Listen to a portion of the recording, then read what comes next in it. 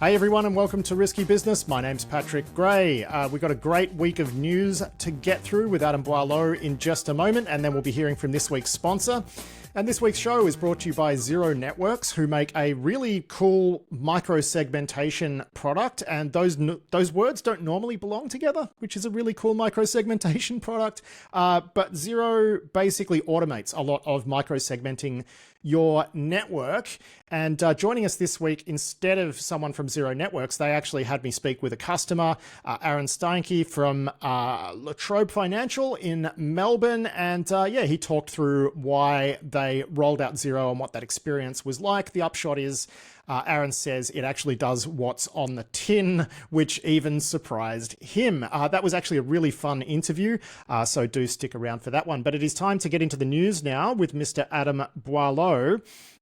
And mate, we're going to start off with a story that we actually were the first media outlet to break, which is this supply chain attack that targeted a Github action, and it is starting to pick up now in other media reports, but this looks actually quite bad. Yeah, this is an interesting hack. We don't know who pulled this off, but what happened is there was a GitHub action that people were using called changed files that you would use when you're kind of assembling a workflow pipeline for building your software in GitHub. You can pull in, kind of third-party bits of tooling, and this was one that would like figure out which files are changed in your repository. So like a pretty widely used utility function. Somebody gained access to some kind of access token for one of the maintainers of this changed files utility, and then they backdoored it to rummage around in the memory of the server that's running the build. So in this case, this is going to be a server at GitHub, but presumably in a virtual machine, and rummage through the memory and find credentials. So secrets, passwords, credentials, tokens, keys, whatever, in memory, and then write them out to the build log of this build process in GitHub. So this is running in kind of your GitHub account, but those build logs are yours as well. But in the case of public projects, those logs are also public. Yeah. So the net result of all of this is that anyone who was using this utility had the memory of their build system scraped for credentials, and then those credentials logged in a place that probably the attacker or indeed other people can get to, which is bad. And we're talking like 23,000 repositories used this. And, triaging what this means for each individual project is pretty difficult. But suffice to say, if you've been using this thing, then yeah, you probably are going to be rolling all of the credentials ever, because this thing was used an existing tool for scraping creds that appeared to be pretty good at it. So yeah, smooth, really. I mean, it is smooth, but it's kind of a bit of an interesting approach, right? Which is to just crap out like private material into a build log, because people are going to notice that, right? So I'm not quite sure I understand the thinking here. I mean, getting it to connect back to an attacker and dump stuff. I mean, well, could you even do, I don't know. I don't know what my feelings are about this one. I don't know if it's really smart or really stupid, basically. You're connecting, like if they had it kind of connecting back out to you or putting in these things in a format that only the attacker could get them. Because like, for example, you could public key crypto them before you dump them in the logs, so that only you can get them. Yeah, that was one thing I thought about. But also, like, the reason they're probably not doing a connect back is because you couldn't do that with a GitHub action. Yeah, I'm not sure what constraints are on that environment. Like, it may be limited in what kind of outbound connections it can make. But yeah, you could have done this in a way that meant that only you got the creds. But on the other hand, there is some kind of safety in numbers where if everybody's got access to the creds, then no one's going to know that it was you that then used them. And if you knew this was going to happen and there was a couple of specific things you were targeting, like if you were a North Korean, for example, and you were going after a very specific thing, this might be a good way to sort of, hide in the noise. Not that North Koreans care, so that's a bad example, but, like there might be some smart as a fox thinking here, or it might just be dumb. And we can't tell anymore. Yeah, that's right. Like, can't tell if smart or stupid. Yeah, but, exactly. I mean, what we can say is it's high impact, and there's going to be a lot of people out there who are affected by this and who don't know, because they might have run a build with this script and there's a whole bunch of their creds sitting around in a public build log and they don't know. And that's the bit that's bad here. And I mean, I imagine that the team at GitHub, who have proven themselves to be really smart over the years, you got to wonder what they're doing here, whether or not they're like trying to figure out how to scale Trufflehog to like, go through every build log that was done over a certain period of time. But it's a mess. Yes, yeah. And I think they are communicating with repository owners and things, because obviously if you aren't a public project, then the exposure is kind of different. Like if you're a project where there are less trusted contributors, they can see the logs kind of thing, then maybe there's some impact there. So yeah, it's a lot of repository owners are going to have to go, read the advice from GitHub and then try and figure out what it means for them. So yeah. Messy. Yeah, definitely messy. And not the sort of thing that you enjoy as a public project maintainer. Something like this happening. Let's move on now, and some interesting developments in China. The Chinese government, its Ministry of State Security, has done some public attribution, looking at some Taiwanese military fellas here who apparently are, behind this APT group that targets, various systems in China. I mean, we've seen the United States do this to China and a bunch of other countries previously. You get the impression China would love to do this to NSA, but can't really, because NSA is pretty good at OPSEC. If they could, they would. So there's that angle to it. But I think the thing that makes this most interesting, and it was our colleague, Tom Muren, who's our policy and intelligence editor here, his thinking around this is that it's quite threatening, because there is always the possibility that in the medium-term future, Taiwan will be invaded and annexed by China, and that would make, these guys' positions pretty precarious, right? So there is that threat side to this, which I don't think we've seen before. Yeah, there's kind of also a deterrent aspect, in terms of recruiting new people. You might think twice about going to work for the Taiwanese security services if you were worried about a mainland China invasion future, which I'm sure they are worried about.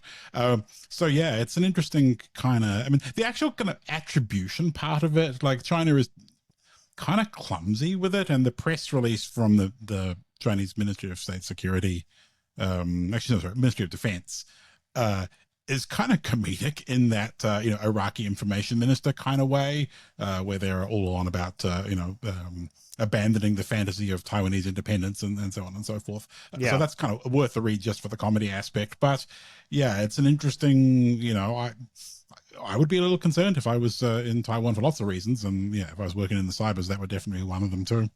Yeah, communists always do the best press releases, though, on stuff like that, because it's always so... Although, I got to say, the Trump admins are getting there. They do some pretty florid writing, but I remember during Trump term 1, some of the releases out of North Korea when the whole Rocket Man thing was happening, they were just so funny.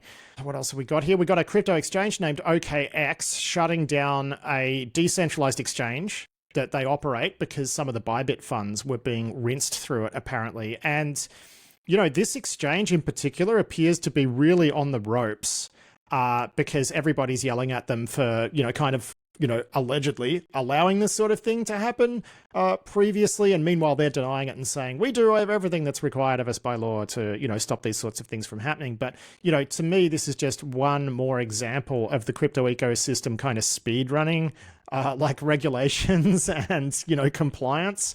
Excellent write-up from John Grieg, by the way, over at The Record. Well done, John. And we've linked through to that in the show notes. But what was your take here?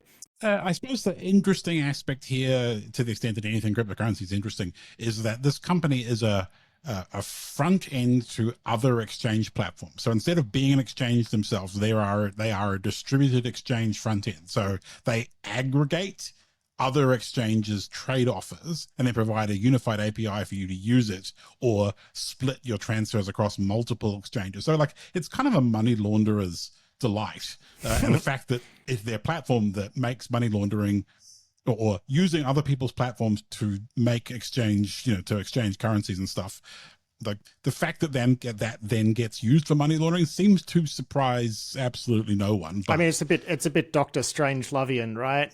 Like, this is the war room, you can't fight in here. Yes, exactly. How dare you use our money laundering machine to launder money? Yeah, exactly. Anyway, so they have said that, we've everything the EU is asking us to do, we're doing, and they've shut down their distributed exchange platform for a little bit whilst they think about what they've done. But, this is just the nature of the crypto ecosystem, being what it be.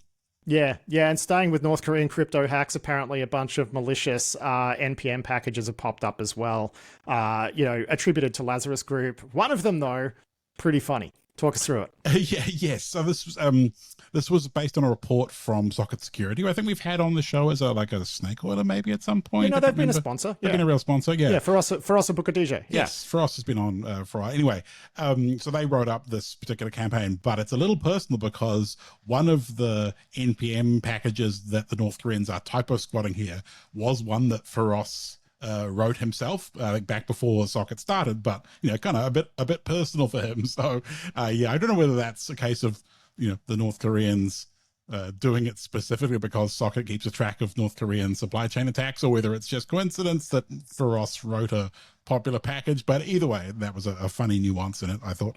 Yeah. So what? This is just plain old typo squatting, is it? It's just plain old typo squatting. Yes. Yeah. Oh, and just to follow up on last week, we were talking about how the Bybit developer downloaded and ran a Trojan Docker container, and I was wondering if that was supply chain. Since then, I've heard from, and been pointed to a bunch of information about the likely threat actor in this case, and they always do social eng. So it's very unlikely to have been a supply chain thing. What they normally do is they put out some, made up job where people can apply, and there's a coding challenge, and they'll pay you to do the coding challenge, even if you're not going to take the job, right? So they'll give you $500 to do this coding challenge. Just download this Docker container and off you go. And it looks like that's probably more like what happened here, which again, nice. Right? Yeah, and exactly, really. And clearly you would hope that an employee at a company like SafeWallet wouldn't be running their future job application Docker images, the thing they're going to, some work that they're looking for on their corpo machine. But hey, everyone's working from home. Everything's, everyone's just, winging it on their developer Macs. And, the North Koreans know how to work that game. So yeah. They sure do. What a mess. They sure do. And look, I know they're not a VM, right? But much like VMs, trying to put security controls around things like Docker containers, that's hard.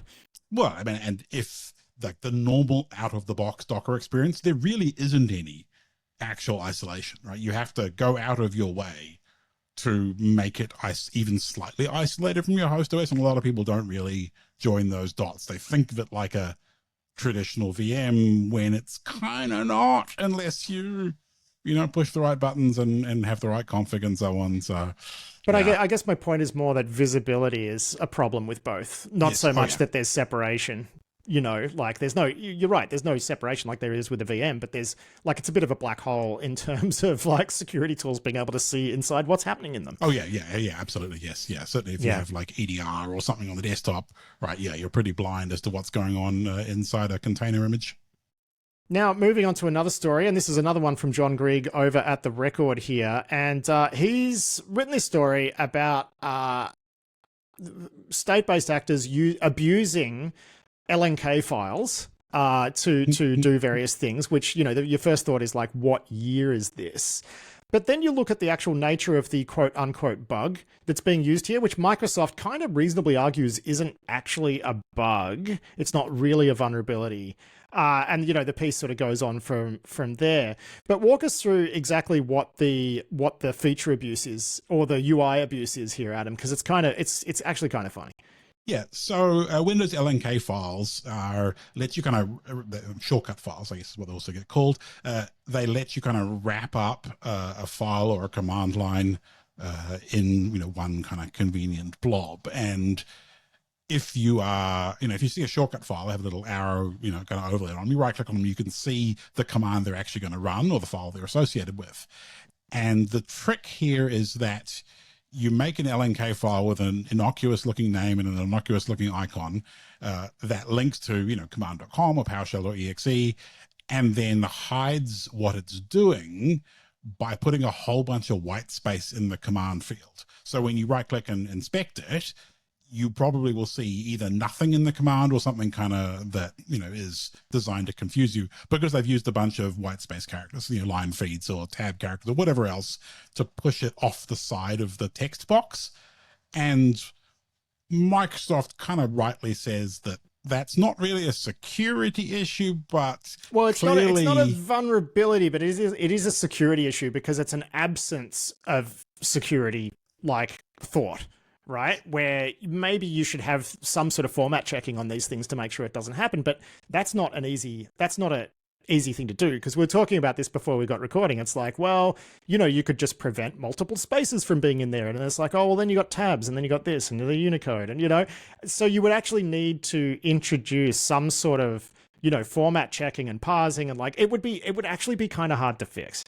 Yeah, I mean, it's fiddlier than it first appears, although clearly within Microsoft's, ability to do something about. There is actually a CWE, the Common Weakness Enumeration, designation for this kind of flaw. It's called a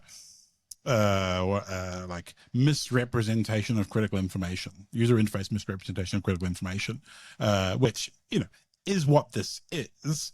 And clearly the fact that a bunch of APT groups, I think, the record piece says 11 different APT groups have been seen using this, so clearly it works for them. Herein lies the argument for Microsoft to do something about it, right? Which is that you can say, oh, it's not a problem, but if every APT group under the sun from here to Timbuktu is using it, well, maybe you want to get on that and put a few people on it, Yeah, I mean, in the end, there's plenty of other places in a decent set of layered controls that would stop this being a problem, but the fact that they are using it says that, it's useful for something. Yeah, exactly. Now let's look at ransomware stuff. Yet one more from John Grieg today, and there's this Mora_001 ransomware gang, which looks like it might have spun out of the remains of LockBit. They are exploiting the Fortinet bugs that CISA was warning about in January, and just going off and ransomwaring because of that. It's just, God, rinse and repeat, same headline over and over, right? Well, exactly. And clearly the fact that your security appliance gets you compromised by ransomware, it's just deeply ironic and funny in the kind of tragic way. But how many times have we seen this headline, and how many times are Fortinet customers going to get rinsed, as a result of their fine security products? So. Yeah. And in the next piece we got today, which is from Cybersecurity Dive, Rob Wright has written about some work out of, I think it was Eclectic IQ, who took a look at the the Blackbuster chat logs and discovered that they have their own in-house brute force tool, which they've been using to go after the same sort of devices at the edge, like VPN devices and whatever, just brute forcing their way in and dropping ransomware. And you just, it's depressing. These last two stories are depressing. Yeah, it is kind of depressing. And the brute force tool itself was written in PHP, which is that's kind of hard mode, respect to the Blackbuster developer that did that, because coded in PHP for efficiency. It would be so much easier to write it in literally any other language, because PHP is such a pain to write stuff in. The thing I thought was actually amusing about this was the Blackbuster leaks, where this revelation came out of, this the details about this tool were in.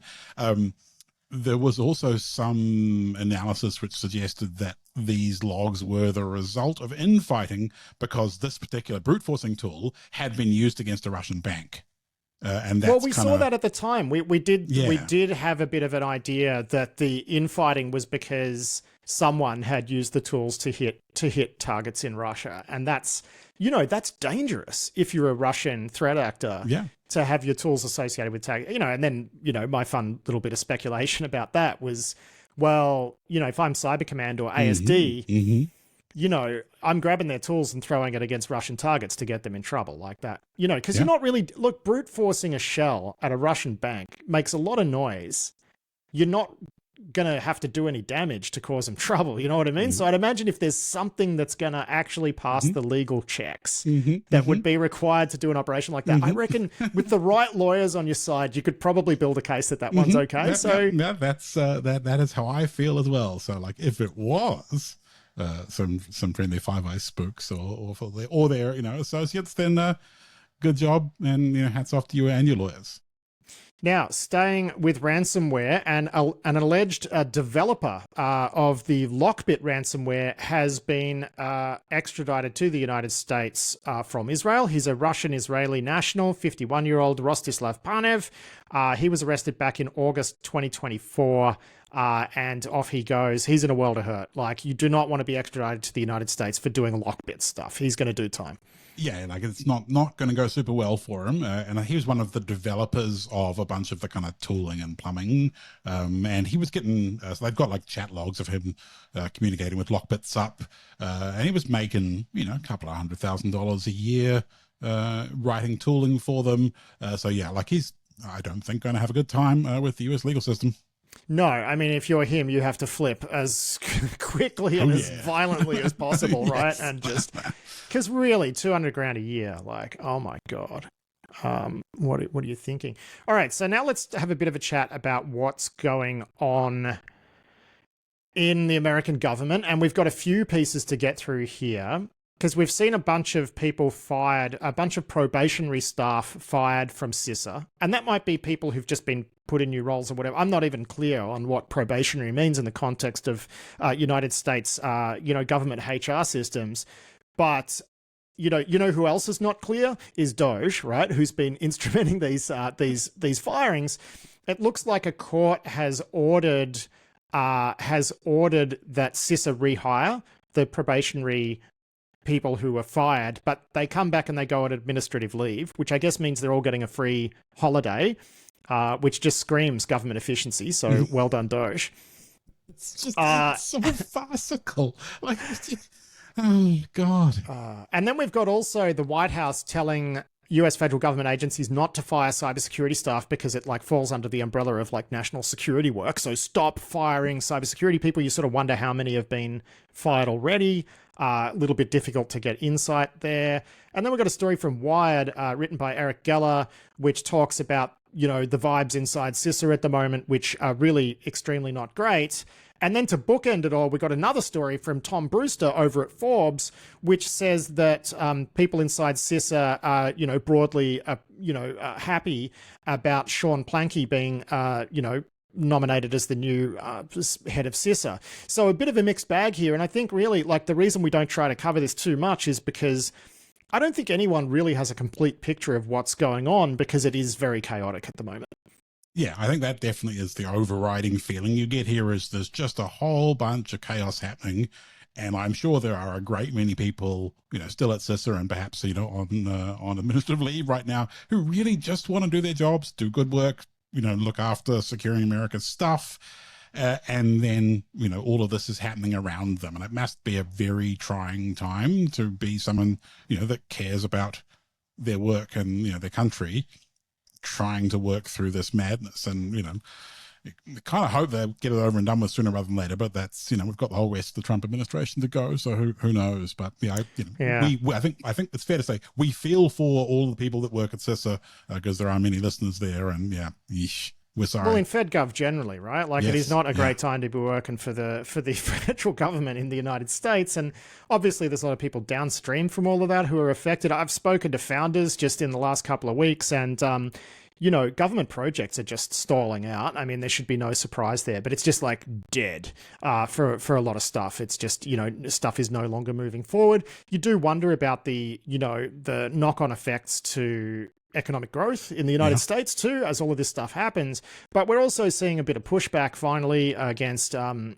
Musk just randomly flipping switches and firing people inside the government. And you sort of wonder if things are going to start to settle down, because you definitely get the impression it can't continue like this. But woof.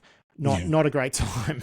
Yeah, we had some actually reporting in today's Risky Bulletin about, a call amongst European, tech leadership to start working on a European cloud stack and a European technology stack, because they can't rely on the Americans and the American tech stack anymore because of all of the uncertainty. And, so much of America's economic success is because of, being a world leader in this stuff and developing all these things and encouraging people to come from other parts of the world to work there. And you got to look at it and think, like, what's this going to do to that pipeline, and all of that leadership. I mean, I think if you want to have play crystal ball with how all that's going to unfold, I think that's going to be a heavy lift. If I'm honest, I think it's going to be very difficult for Europe to have its own Amazon or something like that. But if you want to see what that looks like when it really picks up steam, I mean, just look at what's happening with defense tech and spending in Europe. We've already seen Portugal back out of the idea of buying F-35s. Canada, obviously, not so interested in the F-35 program anymore.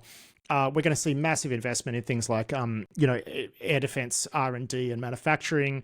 In Europe, we're seeing former Volkswagen factories being considered as new sites to build defense material. Huge amounts of capital being committed. So I do think that there's about to be a big shift in defense spending. When it comes to broader enterprise tech, though, like the R&D lift that would be required there is just mind-boggling. So I'm not too, I think they'll use local where they can, but what are you going to wind up with, like, Replacing EU Azure Linux, like a Red Star Linux equivalent? Like, I just don't think that's realistic. Do you sort of see where I'm coming from with that? Yeah, I mean, obviously Linux kind of came out of Finland in the first place, but yeah, it's obviously global open source. I'm saying that's the one that I'm saying they can have, but they can't have, Windows. Like an Azure or an Amazon. Yeah, like there's a long way to go there. So, but it's just it's so mad, right? I mean, you want to throw your hands in the air. Well, and there's going to be a lot of work, I think, from the major technology providers. They're going to have to spend a bit of time working out how to soothe the Europeans, right?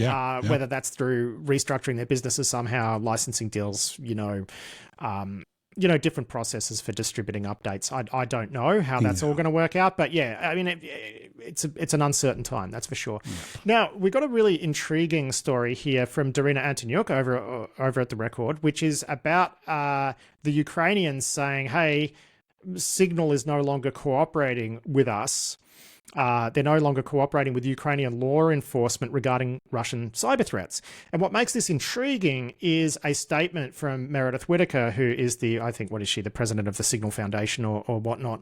She came out and said, oh, well, we don't have formal, cooperation agreements with anyone or official cooperation agreements. And it just seemed like a pretty carefully worded statement, which didn't exclude the possibility that Signal was assisting Ukraine in the first place. So it's a little bit hard to know exactly what happened here, but yeah, we've done a bit of speculating around the office. Why don't you tell people where we landed?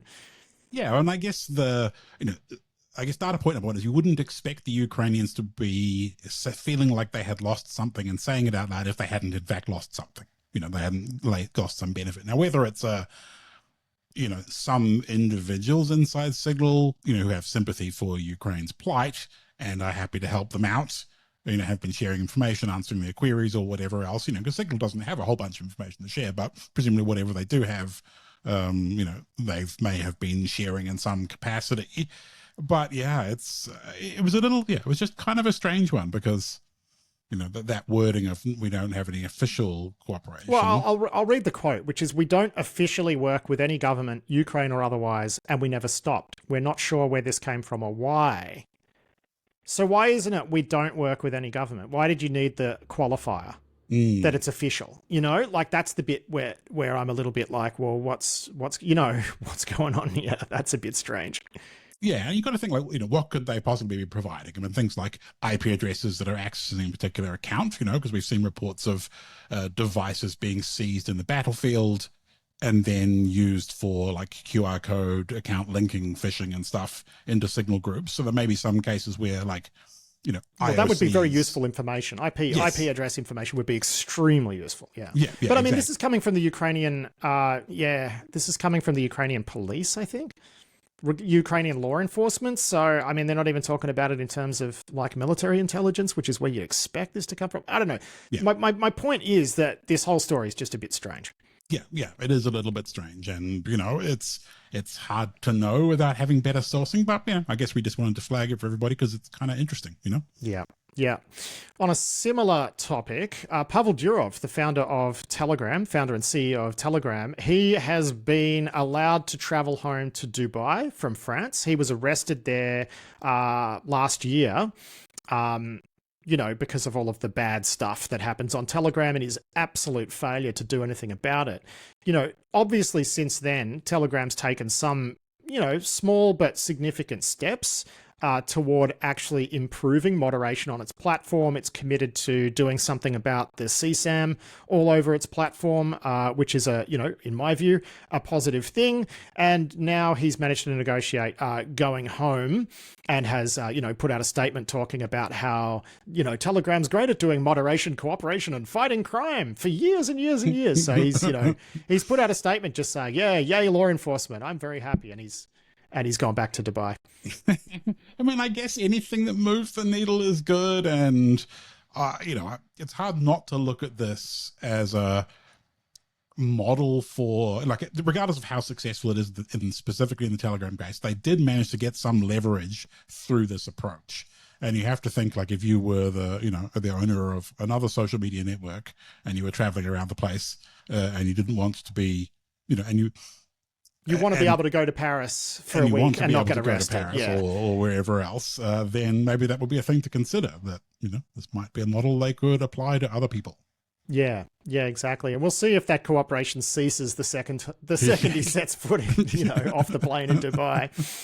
Another one from the record, another one from John Grieg, which is a report about Joe Sullivan, who was the former Uber, chief security officer. And of course, he was convicted of like a bunch of stuff, including like misprision of a felony for failing to report to the FTC that there had been a data breach, which, the FTC's contention is that he covered it up because he tracked down the people who actually did this breach, got them to sign a bunch of documents and agreed to delete data, which, Sullivan kind of argued, well, that meant that it wasn't illegal and we didn't have to report it and everything's cool now. And I remember years ago when all of this happened, I had some sources inside Uber and I got a pretty good idea of what had happened. And even then I said what they had done with these guys in terms of tracking them down, paying them a bounty and getting them to sign documents was fine. Where they messed up was failing to report it. And, ultimately the courts found that to be the case. He was convicted of a bunch of crimes. He didn't have to do any prison time. He copped a fine and whatnot. And he's appealed it. And, his appeal has been overturned. Now, through the whole Joe Sullivan thing, regular listeners would know that I thought it was a bit off base that other CISOs were really worried about, like DOJ going after CISOs for doing normal CISO stuff. Because when you looked into the details of this case, he was not doing normal CISO stuff. I mean, I saw him as recently as like RSA last year. He turned up to a thing I was at and did a talk about it. And, it's still his line that this is terrible precedent and whatever. It's like, bro, 2 courts now have found that you broke the law. Like, time to just accept it and move on. And I think it's time for people to stop worrying about this. Like, until you've read the details of the case and what he's alleged to have done, stop worrying that the FBI are about to come and arrest you. Like, it ain't happening.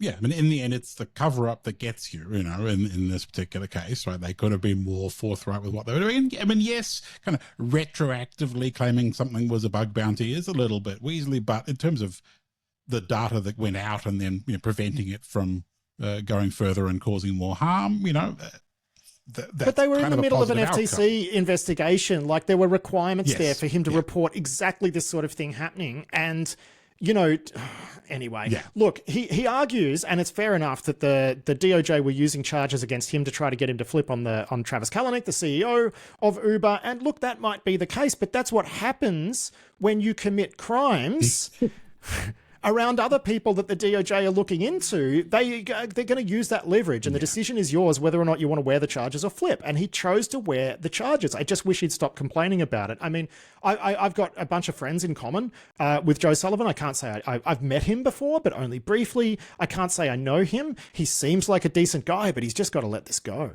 Yeah, that's dragged on for long enough, and time to get on with life. Yeah. Now in some business news, my God, Wiz, which was founded in 2020, has just been sold or just been acquired by Google for $32 billion. I mean, that's not a bad payday for 5 years. That's incredible. That's wild, you know. What, 32 Instagrams, is that the metric? Yeah, apparently. Which, you know, that's pretty funny. And of course, they rebuffed the Google offer. Was it last year for something like?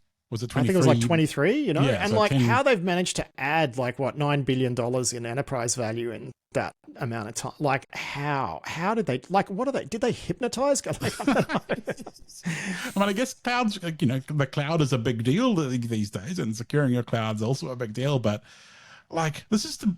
I think it's the biggest security acquisition ever, right? Like not just. Yeah, Google's, I mean, we were trying to think of a bigger one, and like Splunk was like 28 billion. Yeah, like Cisco and Splunk seemed pretty big, but like, I just think the thing that spins me out about it is like how quickly they built a $32 billion company. Yeah. And to be honest though, like everyone you ask about Wiz, they're like, oh yeah, Wiz is great. Like, you know, talk about satisfied customers. Everybody sort of loves it for its core, you know, for its core stuff. It just kind of works and does a bunch of good stuff. And I think the only thing we ever had to do with Wiz is we had them into a snake oiler slot once just to promo one of their new product lines or whatever. And, you know, it's a company that does kind of ooze competence, right? Yeah. So it is nice to see, you know, just such a success story for founders. Like, oh my God.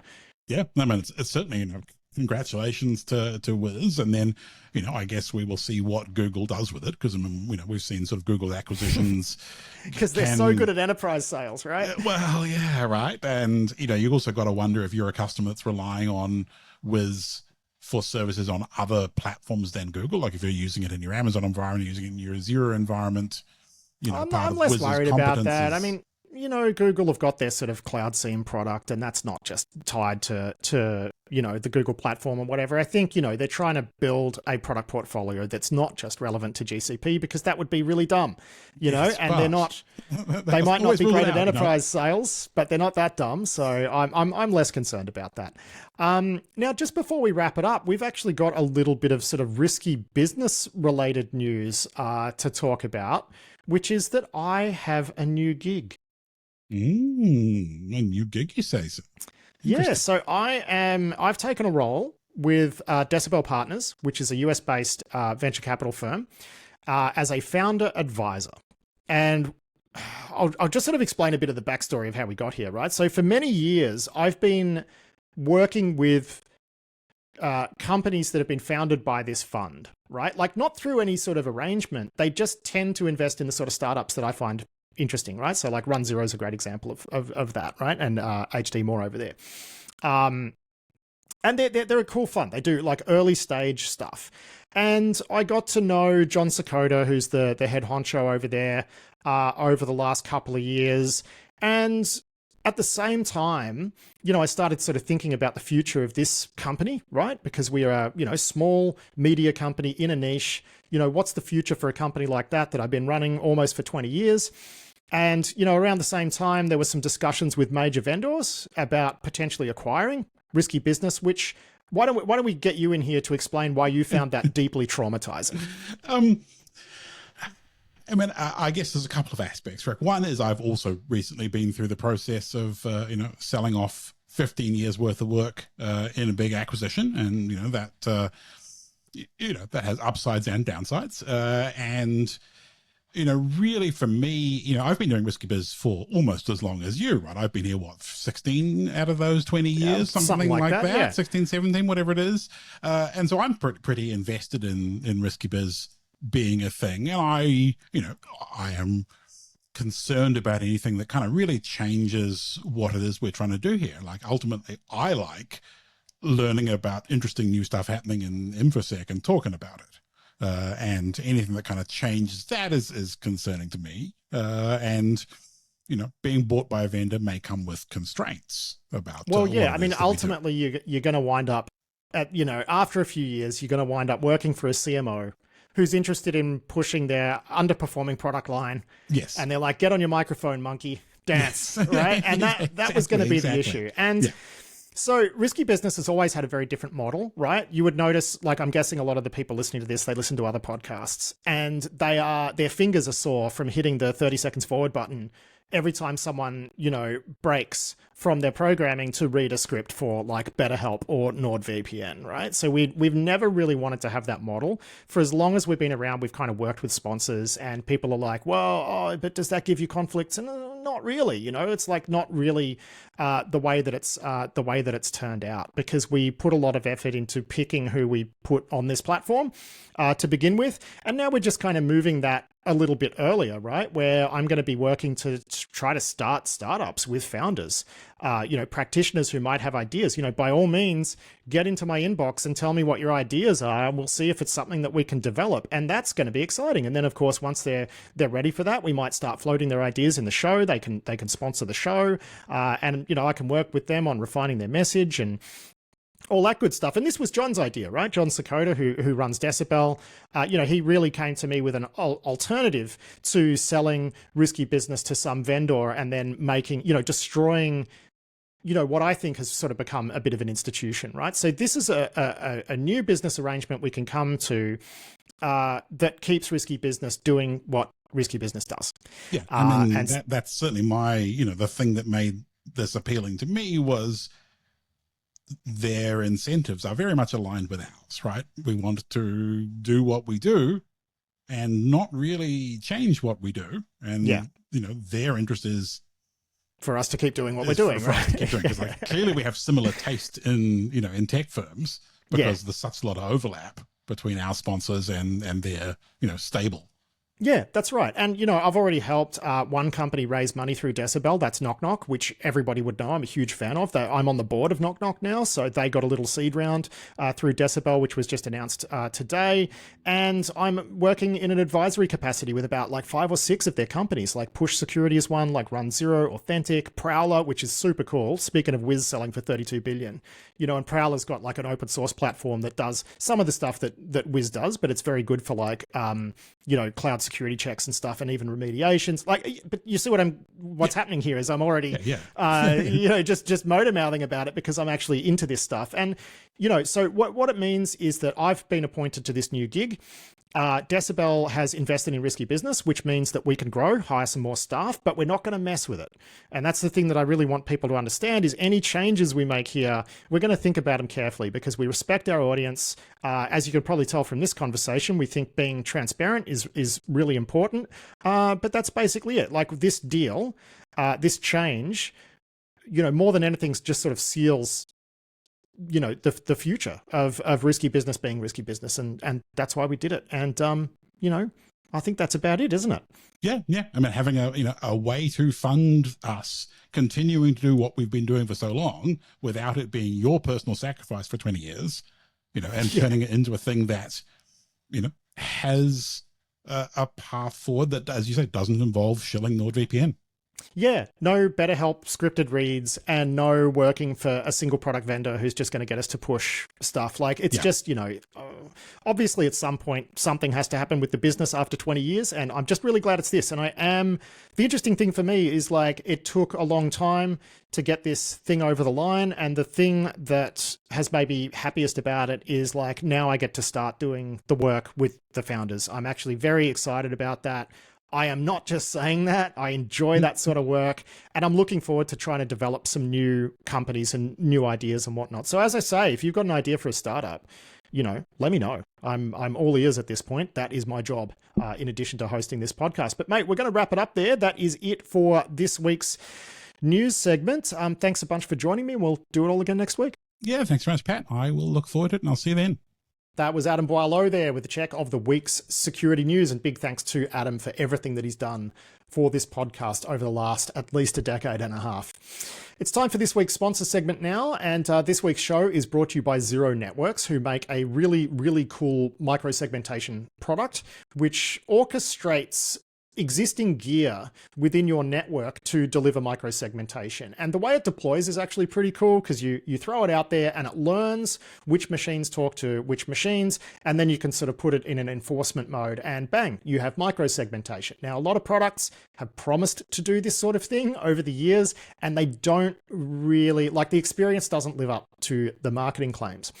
So this week, instead of having someone from Zero Networks actually on the show to talk about their product, instead they suggested I speak with one of their users. Aaron Steinke works for Latrobe Financial, which is a financial services firm based in Melbourne, Australia. And he rolled out Zero Networks and is a very happy customer. Obviously, a vendor is not going to give you one of their unhappy customers. But I will say, I spoke with Aaron, I don't know, for a good half an hour after we recorded this interview. You know, this is a guy who knows his stuff. Absolutely 100% knows his stuff. And, I found this interview interesting because he really does mount a compelling case that what Zero claims it can do is actually what it can do, which is more than you can say about a bunch of vendors. Anyway, here's Aaron Steinke from Latrobe Financial in Melbourne talking about his experience in installing and spinning up Zero Networks network microsegmentation product. Enjoy. We're a financial institution. We are very paranoid. That's the nature of working in finance. And getting those controls over lateral movement in our network is really essential. And it's a hard thing to do. And we knew it was a hard thing to do before we committed to it. But like all the most effective controls, there's a fair bit of work to get it done. We have actually found that with Zero's product, there's actually a lot less hard work than there is with some of the alternatives that we have played with in the past. This isn't our first rodeo, and there's been a few failed attempts in the past to get to a proper segmented and micro-segmented network with varying degrees of success.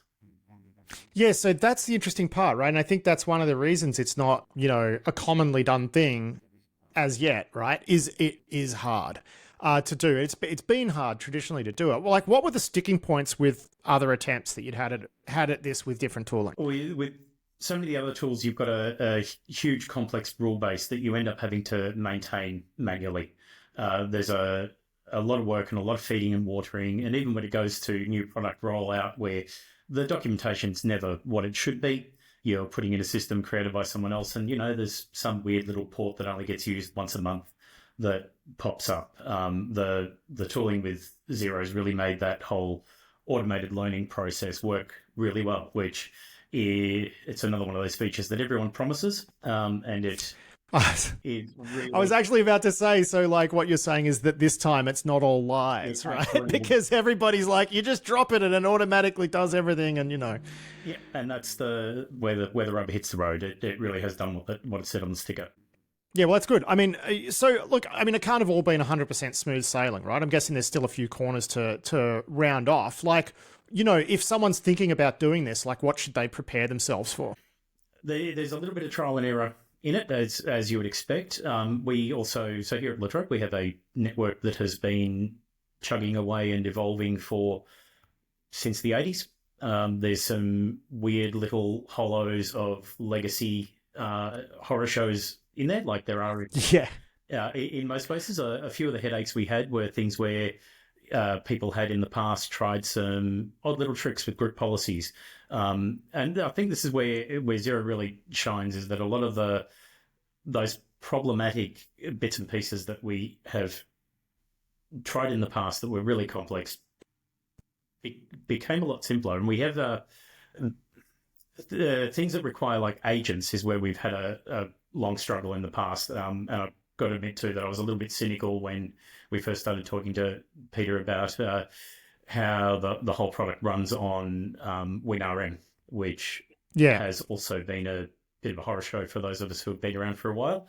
I was cynical that it could actually perform and do its job in a timely manner. And they've clearly done a fair bit of work in the background and got that working, quite reliably, and it's scaling pretty well. We haven't had any issues with latency, at least not yet. And it's funny what you were talking about. The nature of your network is like what came across was like, yeah, there were a few sticky parts, but that was our fault, not theirs, kind of thing. And it is, and that's actually a problem that I've seen in the past too with other microseg products. They work great if you're in a cloud native environment, if everything is modern and shiny and new.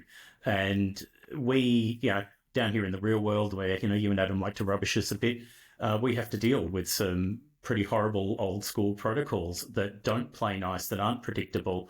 And it means things like, the zero trust approach to a lot of our software has been really difficult.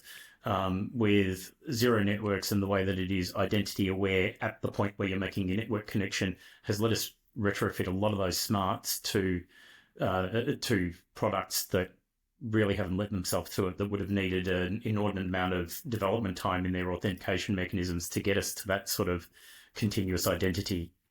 Yeah, so we're talking like essentially bolting on at least some sort of identity aware access control onto like on-prem legacy crap, horror show, awful stuff that you can't do it any other way. Yep. Yeah. I mean, you can always do it another way, but it's not necessarily cost effective. And bear in mind too that some of these products are things we already have a axe hanging over their head, but it's a multi-year process and hundreds of thousands, if not millions of dollars to get rid of them. We have to do something to get us over that gap. And it's been a real godsend. Well, yeah, and I'd imagine too. So I work with a company that does something similar, but for external resources, not so much internal resources. And one thing that's really interesting that we keep hearing from people around that one, and I imagine it's the same for the internal use case, is the user attribution you get on who's doing what on the network, like actually tied down to a user who actually exists in a directory somewhere who you can identify. I imagine that's something you're probably doing something with that. Yep, our security guys love it. The feed that's going into Splunk is making their eyes water in a good way. They are tearing up, misty tears of joy.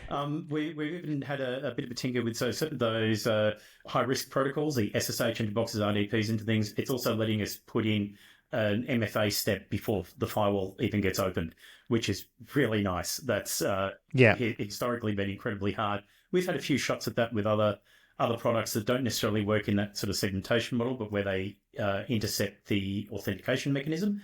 They tend to add latency, cause bugs, cause errors, cause headaches, because this is happening before it triggers, where you're finding it's a lot more successful and less intrusive.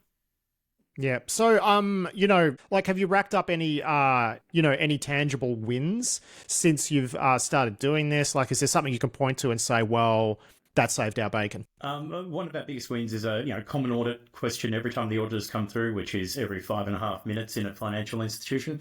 We're getting asked why we're not doing MFA on certain products and protocols, and it's given us a way of implementing that.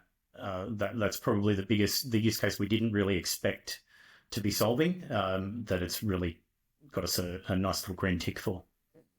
Yeah, it's funny actually. Benny, who's the founder of Xero, when I've had him on the show previously and asked him like what's driving growth, because I know they're growing, and he's like, man, the amount of compliance stuff that people are just like, oh my god, I can just get this in and it solves that problem. Like the security benefits like a nice benefit to the compliance side, which is like not the way it should be, but hey, I don't know, maybe it's a good news story about compliance. I think it is. And the other thing it has solved for us is, we don't have a huge team here. We're not NAB or Combank. We need something that's reasonably easy and straightforward to manage so that we can get the best out of our people. And that it really is quite straightforward to add exceptions where we need them to respond to do all those things. I like to think of it as doing a bit for our network segmentation, what the likes of Airlock do on. For binary, for files, right? Yeah. It's similar thinking. It's similar thinking, right? Which is default deny, and open up only where you need to. So yeah. Now, we were chatting before we got recording, and I actually asked, like, did you hear of Xero Networks from the podcast? Because you are apparently a long-term listener who's listened when I used to put music at the end of the shows and whatnot. And you said, yeah, you remember us talking about their remote access product, right? So this is, for people who aren't familiar, they've got their micro-segmentation thing, but Xero developed a remote access solution for people who are wanting to throw away their horrible VPNs and get something in place that was less risky. What they've done is they've got a VPN where all ports are closed until you MFA, till you go through your IDP. It opens up the port and then you can go through, and it's sort of IP restricted and just a lot safer. This is good thinking, but that's where you actually started with them, right? And what's funny is I know from talking to people at Xero that like that product has been like way more successful than I think they realized it would be, which in retrospect I guess kind of makes sense. But you wanted to talk about that too because you're a big proponent of it. I'm a big proponent, not just because the whole ecosystem of VPN solutions sucks, but also because when we look at more modern approaches to VPNs, the zero trust network access, the SASE solutions, the enterprise browsers, they're pretty useless to us. We have a whole lot of legacy protocols and legacy applications and things where we have users who directly interact with SSH, thick clients that use RPC all over the place, those sorts of things, which the more modern approaches don't really work that well with. We've tried enough of them to have zero confidence in them actually being a fit-for-purpose solution. So we've sort of stuck with a more traditional VPN type of approach. And what we had been going down the road of was sort of segmenting our users as they VPN in so that we could get some sort of classification and firewalling there. And it, again, we're back to a really... Well, yeah, that gets complicated real quick, right? And even trying to get the sort of same class of service when you are on-prem versus remote has been a real nightmare. Whereas once you put the two together, the connect and the segment product, you end up with that. The user gets the same user experience, whether they are remote or in the office, and we get that same level of security. Whereas historically, we found that you often end up in a scenario where people have more network access when they're on the VPN because you can't categorize them and classify them well enough. So that's really, I think, hugely improved with a typical workforce that we have, where people are regularly working remotely these days, which they weren't pre-COVID. It's given us a much more robust solution to how we treat those remote workers without having to completely throw out our entire stack, which, as I said earlier, is not a cost-effective solution, at least not to happen in 3 months' time. All right, well, Aaron Steinke, thank you so much for joining us on Risky Business to sing the praises of one of our sponsors, which is Zero Networks, which is, certainly a company we think makes cool stuff. Great to meet you and fantastic to chat to you. Cheers. Thank you. That was Aaron Steinke there talking about his experience of being a Zero Networks user. And again, Zero Networks doing... one of those companies that's taken an old concept and actually made it workable, much like Airlock Digital. I did find it funny, actually, in that interview when Aaron made an Airlock reference, because that implies that he's an Airlock user. And I can just imagine being a very sad pen tester if you landed on a network that is running Zero Networks and Airlock Digital at the same time. That's a bad day at the office. But yeah, that is it for this week's show. I do hope you enjoyed it. I'll be back tomorrow in seriously risky business. But until then, I've been Patrick Gray. Thanks for listening.